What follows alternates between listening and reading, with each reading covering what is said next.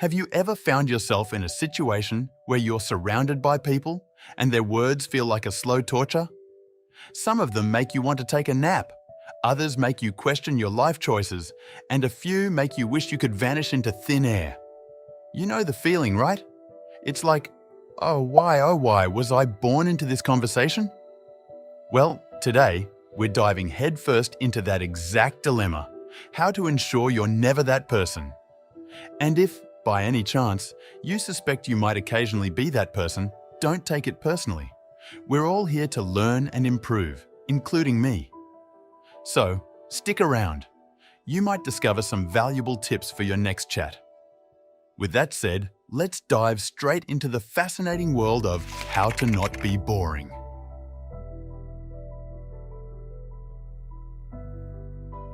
So, what exactly is this dreaded thing called boredom? Well, imagine sitting through a never-ending lecture on the history of paperclips or watching paint dry while discussing the weather. Boredom is like that, but in conversation form.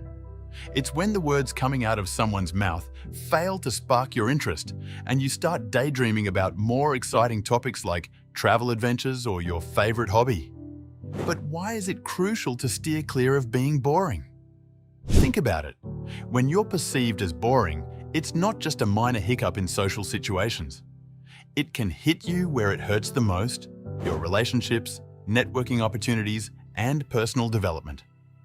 Imagine trying to make new friends or impress your boss with your innovative ideas when you're about as captivating as Sheldon Cooper giving a lecture. Not a great look, right? We'll try to help you avoid that pitfall. Now here's where things get interesting. To avoid being boring, you've got to know yourself first.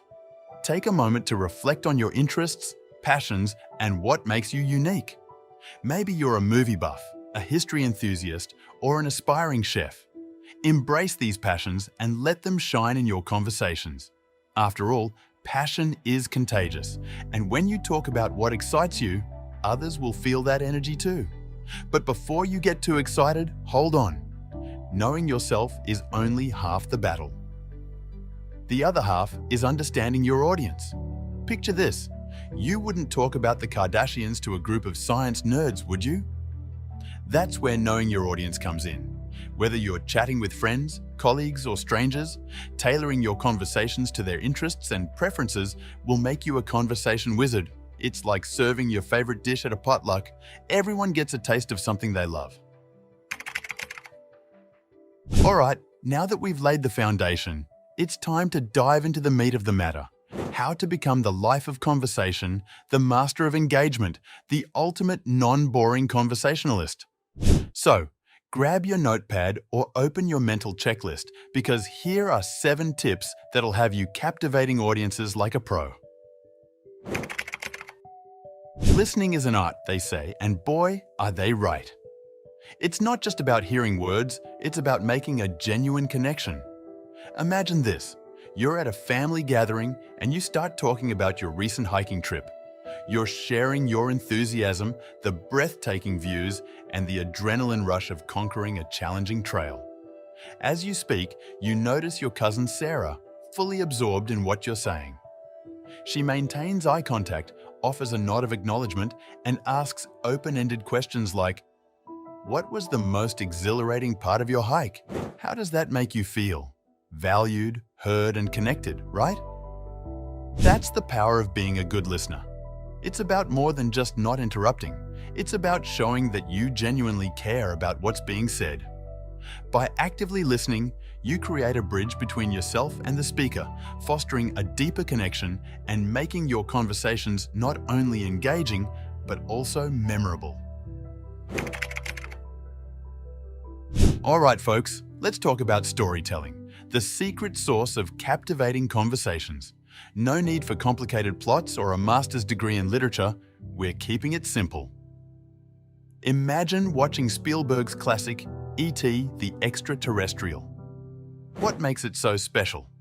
It's all about the emotion, suspense, and relatability woven into the story. The heartwarming connection between a young boy and an alien, the thrilling escape from government agents, and the universal feeling of friendship. That's what makes it unforgettable. Now, you might be wondering, What does ET have to do with storytelling in conversations? Well, just like this movie, effective storytelling in your conversations can create a similar emotional impact. Emotion gives your story heart, suspense keeps people intrigued, and relatability makes your tales unforgettable. When you master storytelling, you're not just narrating events. You're taking your listeners on an emotional journey, much like Spielberg did with E.T. So, here's the advice. When you're crafting a story, channel your inner Spielberg and think about adding emotion, suspense, and relatability. Just remember, this is not a recipe to turn you into Spielberg overnight. He's a master of his craft. However, it will certainly help you become less boring or even more captivating in your storytelling. In a world that's changing faster than you can say newsflash, staying updated on current events, pop culture, and diverse topics is like keeping your conversational toolbox well stocked. But why is this so crucial? Because being in the know is a game changer, allowing you to connect with others on topics they care about. Let's break it down with an example. Imagine you're at a social gathering and the conversation turns to the latest developments in space exploration. If you've been keeping up with the news, you can contribute by sharing the excitement of recent missions, the potential for future discoveries, and the wonders of the cosmos. By staying informed, you become a more engaging conversationalist. Whether it's discussing the latest headlines, sharing insights into a popular movie, or joining a passionate conversation about a niche interest, your ability to connect with others soars. Now, here's the important part. When we say, stay informed, we're not suggesting you become a walking encyclopedia or turn into Ted Mosby, the guy who couldn't stop talking in exhaustive detail. That's not what it's about. It's about knowing your audience, understanding their interests, and sparking conversations that genuinely engage them. So, don't be that person who drones on about things no one cares about. Instead, tailor your knowledge to connect with your audience. That's the real secret to becoming a captivating conversationalist through knowledge. Imagine this. You're in a conversation and the person you're talking to starts sharing their passion, whether it's their love for cooking, their fascination with astronomy, or their devotion to vintage cars. As they speak, their eyes light up, their voice brims with excitement, and suddenly you find yourself drawn into their world. That's the magic of sharing your passions. It's not about reciting dry facts or sounding like a Wikipedia entry, it's about showcasing your enthusiasm. Think of it as passing on a spark, igniting the curiosity of those you're talking to. So, here's the advice. Encourage viewers to openly discuss their passions and interests, just like our enthusiastic friend in the scenario above. Because when you share your passions, you're not just talking, you're creating a connection that's genuinely contagious. Laughter is the universal language of connection. It's like a secret code that bridges gaps, uplifts spirits, and brings people closer together. Here's a joke to get your funny bone going. What do you call a group of people from different religions who are all getting along? A miracle. Now, that's a simple example of how a touch of humor can instantly lighten the mood and make conversations engaging. Whether it's witty one-liners or funny anecdotes, humor is your ticket to breaking the ice and forging memorable connections. So, embrace humor in your conversations, add that dash of wit and charm, and watch how even the dullest of dialogues transform into engaging banter. You know the adage, a rotten fish can spoil the whole pond. Well, in conversations, negative habits can do just that. We've all been there, caught in a never-ending cycle of complaining or inadvertently dominating a discussion, turning a lively chat into a gloomy affair. These negative conversational habits can act like energy vampires, sucking the positivity and enthusiasm out of the room. Imagine this. You're in a group and someone starts a conversation by complaining about the weather. Then someone else chimes in with their list of grievances. And suddenly, it's a full-blown gripe session. The energy in the room sours, and everyone leaves feeling drained. That's the impact of these energy vampires and their negative conversational habits, and it's something we want to steer clear of. Conversations are akin to delicate ecosystems where your words have the power to shape the atmosphere. Instead of becoming a harbinger of negativity, strive to be the beacon of positivity in discussions. Because here's the thing, if every time you're in company, all you can talk about is the negative side of everything, people will instinctively seek to avoid those draining conversations. Rather than subjecting others to endless nagging, let's choose to create conversations that uplift, inspire, and leave everyone feeling more connected. Empathy. It's your secret weapon against becoming a bore in conversations. In this tip, we'll explore how practicing empathy can keep your interactions captivating and prevent you from being the dreaded conversation snoozer. Now, you might wonder, how does empathy relate to not being boring? Well, think of it this way. Empathy is like the spice in your conversational recipe. It adds flavor, zest, and a dash of humor to keep things interesting. Imagine you're talking to a friend about their recent travel mishaps. Instead of zoning out or responding with a bland, "That's too bad," you dive into their world, acknowledging their frustrations and sharing their experiences. You might say, "Wow, I can imagine how stressful that must have been. Did you at least get a free airline meal out of it?" By practicing empathy with a sprinkle of humor, you're ensuring that your conversations remain engaging and memorable.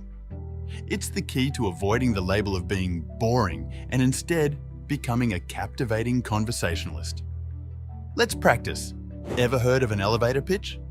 It's a valuable tool that's often underestimated. Think of it as your one golden opportunity to make a memorable impression. But wait, what exactly is an elevator pitch and how can you use it effectively? Imagine this scenario. You step into an elevator and right beside you is your dream job employer, an influential investor, or a potential collaborator. You have just a short elevator ride to make an impact and leave them eager to know more about you. That's where the elevator pitch comes in. It's a concise, compelling introduction that encapsulates who you are, what you're passionate about, and what makes you unique, all in the time it takes for an elevator to go from one floor to the next. Think about the classic film Jerry Maguire. Remember the iconic line, "You had me at hello?" Well, that's the kind of impact your elevator pitch should aim for. Imagine, you're on a date and you want to make a lasting impression. You could use an elevator pitch to spark intrigue and engage your date. You could turn to your date with a warm smile and say, "You know, life's a bit like a roller coaster, full of unexpected twists and turns. I've always been the kind of person who thrives on adventure, whether it's trying something new, exploring new places, or going on spontaneous road trips. But what truly excites me is getting to know different people. So, tell me, what is it that makes your heart tick?" In this example, you've used a storytelling approach to convey your love for adventure and connecting with people. You've also engaged your date by asking them a question, inviting them to share their own experiences. You can use an elevator pitch in networking events, job interviews, social gatherings, and even in everyday conversations where you want to leave a positive impact. Remember, the key to a successful elevator pitch is to be authentic, show enthusiasm for your passions, and create a conversational opening that encourages the other person to share and connect. We've covered a lot of ground today. We've delved into the art of not being boring, from understanding boredom to mastering the art of captivating conversations. Remember, it's all about embracing your unique self and practicing the tips we've shared. You've got this. Before we say goodbye, here's a little something to ponder. The most interesting people are those who show a genuine interest in others. Keep that in mind as you go out there and connect with people. Being interesting is about making others feel valued and heard. All right, folks, that's a wrap. Thank you for joining us on this exciting adventure. If you find this video helpful, don't forget to like, share, and subscribe. And hey, We love hearing from you, so drop your thoughts and questions in the comments below. Until next time, stay captivating, stay curious, and keep those conversations lively.